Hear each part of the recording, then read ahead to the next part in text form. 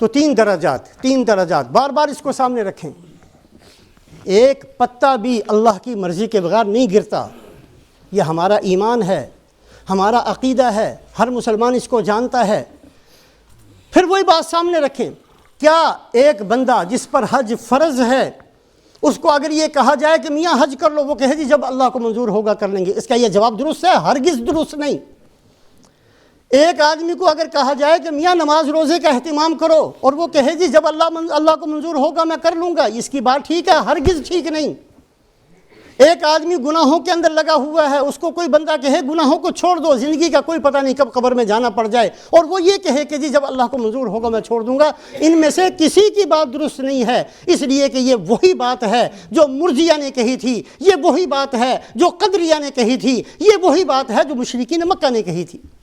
سَيَقُولُ الَّذِينَ أَشْرَكُوا لَوْ شَاءَ اللَّهُ مَا أَشْرَكْنَا وَلَا آبَاؤُنَا وَلَا حَرَّمْنَا مِنْ شَيْءٍ. یہ وہی بات ہے. تین درجات. کچھ چیزیں ایسی ہیں اللہ کی مرضی سے ہوتی ہیں, بندے کو کوئی اختیار نہیں ہے بولنے کا. بندے کی ذمہ داری ہے رضیت باللہ ربا وبالاسلام دینا وبسیدنا محمد صلی اللہ علیہ وسلم رسولا ونبیا. اللہ میں راضی ہوں, بس اللہ رضا کا لفظ سننا چاہتے ہیں. من سعادت ابن آدم رضاہ بما قضى اللہ له. ایک انسان کی خوش نصیبی ہے اللہ کے نزدیک کہ وہ اللہ کی تقدیر پر راضی رہے. جس حالت میں اللہ نے مجھے پیدا کر دیا میں راضی ہوں, جس حالت میں میرا رب مجھے رکھتا ہے میں راضی ہوں, جس زمانے میں مجھے پیدا کر دیا اس پر میں راضی ہوں, جو بیماریاں میرے ساتھ لگا دی میں اس پر راضی ہوں, اللہ پاک نے جتنی عمر مجھے دے دی میں اس پر راضی ہوں. یہ وہ چیزیں ہیں جس پر اللہ پاک بندے سے اس کی رضا سننا چاہتے ہیں. اور حدیث پاک کے اندر فرمایا جو رب کے رب ہونے پر راضی رہے, رضیت باللہ ربا. جو آدمی ہر صبح کو 3 دفعہ یہ دعا پڑھ لیا کرے, قیامت والے دن اللہ فرمائیں گے تو میرے رب ہونے پر راضی تھا, آج مانگ کیا مانگتا ہے میں تجھے راضی کر دوں گا. رب ہونے پر راضی کیا مطلب؟ اللہ پاک نے رب ہونے کی وجہ سے جو میرے ساتھ کیا ہے میں اس پر راضی.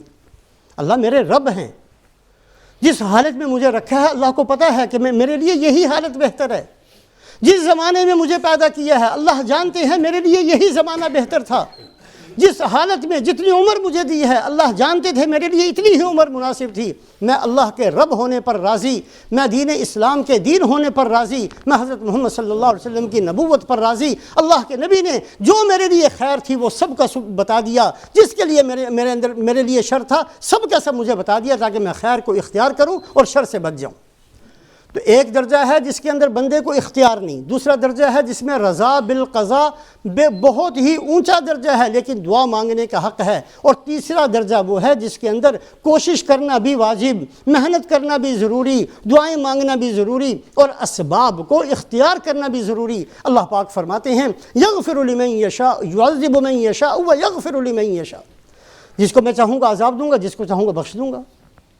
اب کیا خیال ہے ہم لوگ بیٹھ جائیں کہ اللہ کی مرضی ہے میں کیا کر سکتا ہوں, اللہ نے عذاب دینا ہے تو دے دیں, بخشنا ہے تو بخش دیں. نہیں, ایسا نہیں ہے, میں بیٹھ نہیں سکتا. مجھے حکم دیا گیا ہے کہ میں مغفرت کے سارے اعمال کو اختیار کروں تاکہ اللہ مجھے بخش دے. جن چیزوں پر اللہ نے عذاب بنایا ہے ان میں سے میں بچوں ہر ایک سے, تاکہ میں جہنم کا مستحق نہ بن جاؤں. میں چپ کر کے نہیں بیٹھ سکتا, یہ میرے لیے حرام ہے چپ کر کے بیٹھنا. اللہ پاک جس کو چاہیں گے اس کو بخشیں گے اور جس کو چاہیں گے اس کو جہنم کا ایندھن بنا دیں گے. لیکن ہر مسلمان کی ذمہ داری ہے کہ اعمال مغفرت کو اختیار کرے اور جہنم میں لے جانے والے گناہوں کو چھوڑ دے.